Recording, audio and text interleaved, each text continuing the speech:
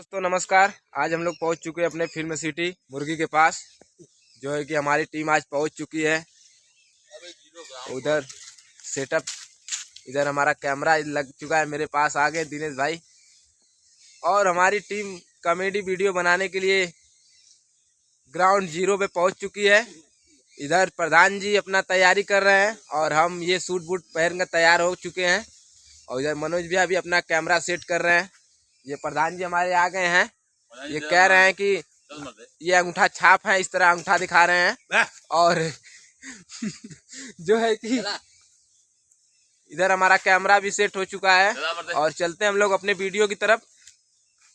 हरियो दिनेश, ये प्रधान जी पूरा वीडियो को रिकॉर्ड करेंगे और रिकॉर्ड करके भेजेंगे हम लोग के पास और हम लोग भेजेंगे आप लोग के पास।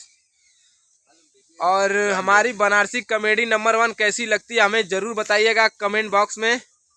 और लाइक करिए, सब्सक्राइब करिए चैनल को हमारे, और ऐसे ही सपोर्ट बनाए रखिए आप लोग।